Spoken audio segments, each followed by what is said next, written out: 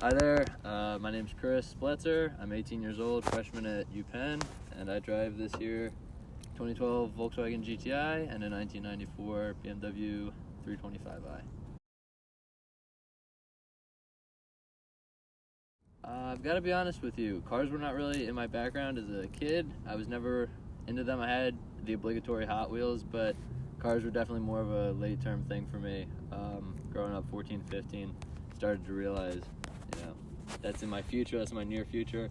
That kind of coincided with the two things I would say got me most into cars were Khalid's music video for Better. That's actually the first time I saw a BMW, an E36, and recognized what it was because I just saw it and I was like, I gotta know what that is. That's beautiful. I also saw my first episode of Initial D right around that age, and I was instantly drawn into the culture and the community. Oh, that's awesome. I feel like that's a lot of like kids and how they get into it, especially like our age. Like you just get into it through TV shows and all that type of things. You see it on TV, you see it on the internet, you see like, oh, I want to get into that. I want to look like them. Yes, exactly. Yeah. It's more of it starts out as kind of like a aesthetic thing or like a visual thing where you're like, I want to look like them. Yeah. And then it just kind of transforms where you're like, oh, I can get into this. I could like really start building things. Seeing the lifestyle, and it's hard not to romanticize it. All the shows do. So yeah. You just see it and you're drawn in instantly. Yeah. So like going off of that, like, do you work on your own cars? Like, do you do any work, or do you kind of like send it out? No, I absolutely do, and I've probably done more damage than fix. But no, I try to do all my own work unless it's something I just don't feel comfortable with. But, that's fair. Yeah, I've definitely learned a bunch. I had no prior experience, but try to do everything myself. So like, you say you have 2012 GTI. You also have a 94 BMW. Yes, this is a stick? This is stick. Okay. It's manual transmission. So was this the first thing you learned how to drive stick on, or? This was the first thing I learned how to drive stick on. Okay. My dad cannot drive stick. He refuses. He had a bad experience on an uphill about 25 years ago, and he hasn't looked back since. My mom knows the theory behind driving stick. She lived in Europe for a bit, so they all drive stick over there. Yeah, it's very popular over there. She learned how to drive in Poland, so she knew stick 20 or 30 years ago, but it's been a hot minute. Oh, wow. This is the only stick car in the family. Okay. But yeah, she taught me relatively well, but I also I learned from a couple of friends who are enthusiasts, and they kind of taught me the finer points of driving stick. So how long have you been driving stick for then? Let's see, I got my license in December of 2019. Okay. And I got this in February of 2020, right before the pandemic, which gave me a very convenient excuse to do nothing but learn how to drive this. And the roads, like on the pandemic, were like just empty. Absolutely. Like at the beginning of the pandemic, no one was going out. Yes, sir. So like that probably was definitely helpful, yeah. Especially on hills where you feel you feel really uncomfortable and nervous when people are right up behind you. So yeah. Definitely times where I had to get out of the driver's seat and just do a little switcheroo with my mom because I was just at a stop sign and couldn't get it to start. But thankfully, we're not quite there anymore. So this was your first car? This was my first car. Okay.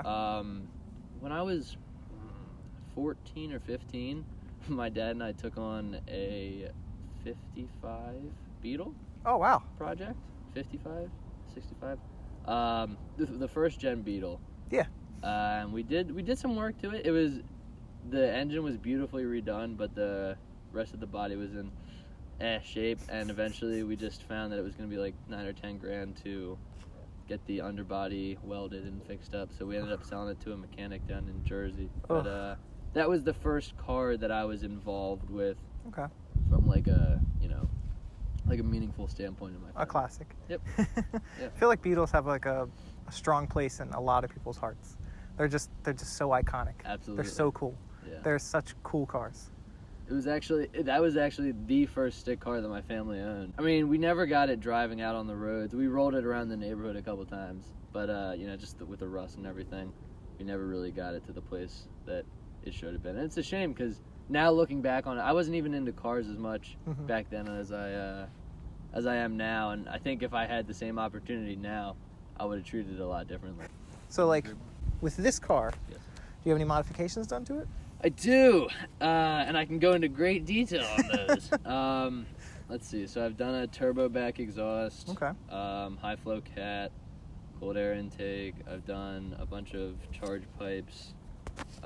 There's a couple of OEM pipes that are really quite constrictive in the intercooler piping and whatnot that I've replaced. Okay. I've done coilovers. I've done, let's see, what else major? All sorts, all the lights and whatnot have kind of been replaced as they go out. It's stage 2, custom tune. Okay. It's my intention to start taking it to the track this spring. I have a couple more things in the works. There's little things here and there. But I'm going to try and go for an intercooler before we take it to the track. But I mean, other than that, I would say it's approaching full bolt-on, but Okay. it's not quite there yet. Just basic stuff, nothing crazy, but it's all stuff I've learned to do with my friends sitting in the garage, which has made it, very worth doing. So this is your daily driver. This is the daily. Okay. I delivered pizzas in it. Drove it to school. Taking it on road trips. It's gone through the ringer for sure. That's fair. Yep. Do you have a name for this car? I do. It's named Rosalind. Rosalind? Which is Rose in German, obviously. Ah. I have a significant German background, and this car does as well.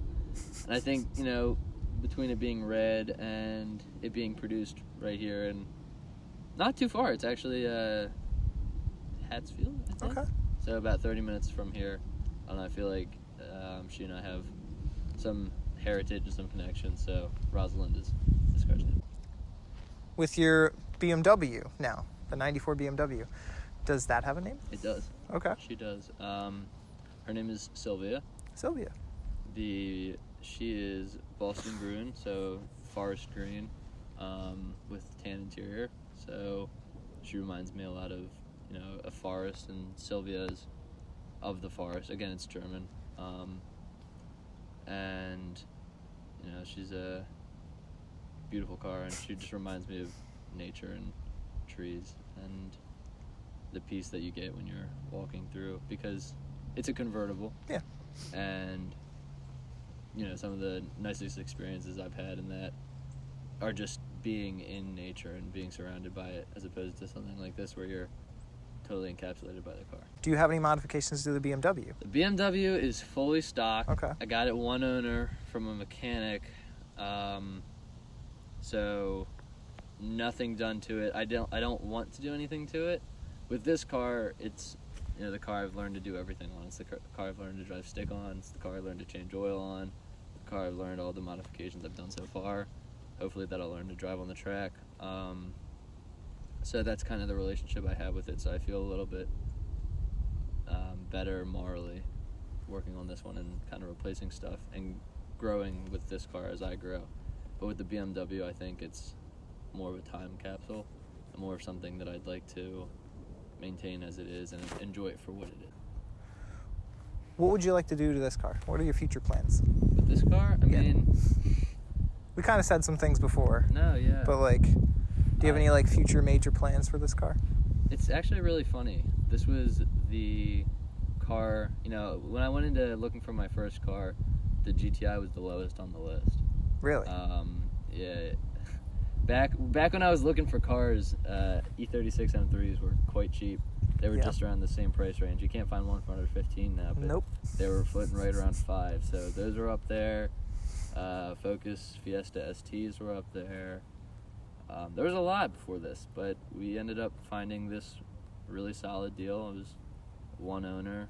A guy got it for his son, but he went to the military. Okay. So the guy drove it around. He was, 50. Didn't really use it for anything. It was fully stock, beautiful condition. So, I ended up kind of feeling a little bit regretful buying this car because I was like, what am I leaving on the table? But as I've grown with this car, it's almost been 2 years. I got it February 2020. I've learned to appreciate every single thing about this car that I didn't before. So honestly, I'd love to keep this car as long as I possibly could. I'd love to see my kids learn to drive in it. That'd be really cool. It's to me the perfect car. It's economical. The gas mileage is fantastic. It's fun on a back road. It's fits 5 people easily. put down the back seats, take a whole bunch of luggage. I drove this down. I've taken it on road trips. It's reliable. I can't find this one thing wrong to say with this car. But I'd like to start tracking it, but keep it in as nice shape as I possibly can and keep it for a long, long time. I definitely, the first couple months of owning it, I mean, of course, I couldn't drive it the first couple months I owned it, and that was such a pain, seeing it sit there and just not being able to drive it because it was stick, and I couldn't do that yet. I just wanted nothing but to get rid of it and get something else, but I've stuck it out thus far, and I couldn't be happier that I did. Yeah. I don't see myself giving it up anytime soon. Going back to like the BMW and like that whole thing with like the Volkswagen. Yeah. Why older cars? Do you prefer older cars? I do. Okay. I do. Why older cars? So, up until, like I said, seeing Khalid's music video, I'd been into more contemporary cars. The ones that I remember were the Focus RS, because that was just coming out. And of course, the obligatory Challenger. I think every guy sees a Challenger when they're a kid. Like, wow. Yep. But I don't know. It's fascinating to me that cars can sit and stand the test of time, and like I said, be kind of a time capsule. It's like music. Yeah. People so appreciate music from different generations because it transports them back to a different time and a different culture and environment, and people enjoying different things in life. So to me, as far as the older cars that I'm interested in, it's representative of a different era and a different culture of cars. Today I find myself repulsed by the fact that cars are becoming more computer than car. That's fair. I feel like it limits us as humans and what we can do, and just kind of gives everything to the car and allows people to be lazy. Yeah. Tesla Autopilot's about the worst thing that I can possibly imagine being in a car. So having a car is analog and necessary to pay attention and do things in. I'm willing and happy to make that sacrifice to pursue a dream and to appreciate a culture. If you could own any car, just one car, what would it be? Probably a Techno Violet E36 M3. Okay. Euro spec with the S50, which made 320. Okay. The factory with the white Vader seats. That to me is like the epitome of what I was talking about. Whereas this car, it's the perfect balance for like a daily driver. Yeah. In every way. That to me is the epitome of no limits of what a car can be. It's fast, it's stick, it's analog, it's boxy, it's old, it burns oil, it has all these issues, but that to me is what makes it human. That's fair. And that to me is a car I would never feel envious of another car in that. I would the draws that it has for me. I don't care if your car is $10,000 or $500,000. If it doesn't mean something to you, why are you driving it? So, yep, that's the dream. If I can find one day soon, hopefully. But I don't think I should have that right now, and I'm glad I don't, because a lot of the like I was saying, the first cars that were perspective for me, a lot of them were E36 M3s, and now that I'm 2 years deep with this and have all the experience that I have now, I recognize I wouldn't have been able to do right by my dream car as a first car. That's a complete misnomer. Yeah. I think it's going to take a lot more time before I'm prepared to handle the responsibility of something like that and be able to take care of it the way I should. I don't take care of these the way I should, so picking up something that has so much more weight to me is silly. But in time, when the time's right. I think we're all good here. All right. Thank you very Chris. much. Thank you. Appreciate it.